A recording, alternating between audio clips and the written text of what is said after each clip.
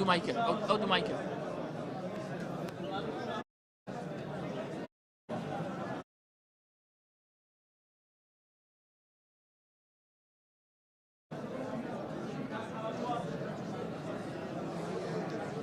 بەڕێزان سوپاستانەکەین ئەگەر لە شوێنی خۆتان دانیشن.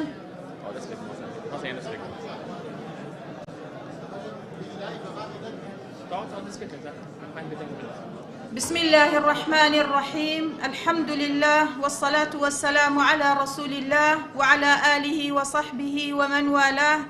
بلاغي كوتاي كونفرانسي حوتمي ئینستیتوتی ژیار پاڵپشت بە بڕگەی 4 لە خاڵی 1 لە مادەی 4 لە بەشی 4 پەیڕەوی ناوخۆی تایبەت بە ئەنجامدانی کۆنفرانسی گشتی کە تێیدا هاتووە دەستەی گشتی 3 ساڵ جارێک کۆبوونەوەی ئاسایی و کۆنفرانس ئەنجام دەدات.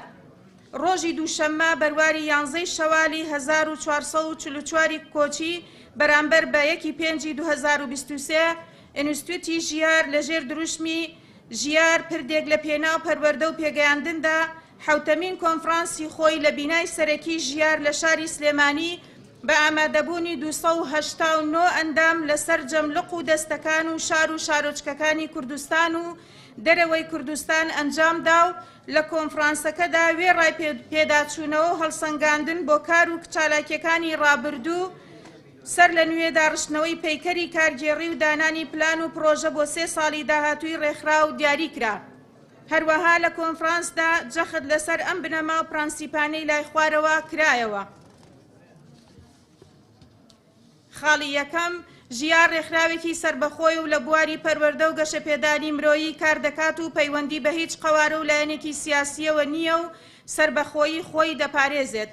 خاڵی دووهەم پاراستن و پارێزگاریکردن لە پیرۆزیەکانی کۆمەڵگە و بەهاباڵاکان و پرسە نیشتیمانی و نەتەوەیەکان و بەگژاچوونەوەی هەر هەوڵ و پلانێک کە بیەوێت لەو پیرۆزی و بەهایانە کەم یان کاڵ بکاتەوە.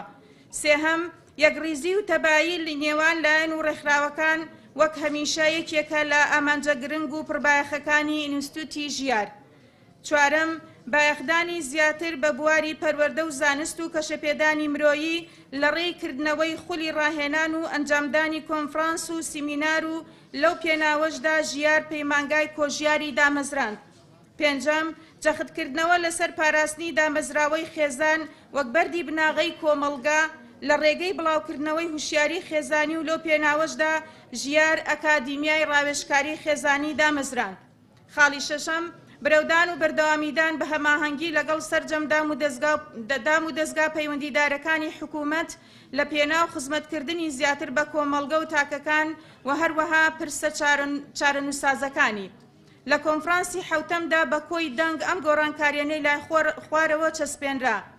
خاڵی یەکەم ناو زاراوەی ئینستیتیوت گۆڕدرا بە دامەزراوە بە عەرەبی دەبێتە موئەسسەسەت ئەژیار. لۆگۆی خاڵی دووهەم لۆگۆی دامەزراوەی ژیار گۆدرا بە لۆگۆیەکی نوێ. سێهەم لە کۆی ئەندامانی بەشدار بوو بە دەر لە بەرپرسانی لەق 15 ئەندامی دیکە هەڵبژێردران بۆ سەرۆک و جێگرانی و هەروەها دەستەی گشتی کارگێڕی دامەزراوەی دەستەی گشتی کارگێڕی ئینستیتوتی ژیار. خاڵی چوارەم چەندین بڕگەی پەیڕەوی نێوخۆ بە کۆی دەنگ هەموار کرایەوە. وقل اعملوا فسيرى الله عملكم ورسوله والمؤمنون لیژنەی باڵای ئامادەکاری کۆنفرانسی حوتەم 11 شەوالی 1444 کۆچی 11/2/2723 کوردی 1/5/2023 میلادی. وەسەلام عەلەیکم وەڕەحمەت الله وبەرەکاتوه.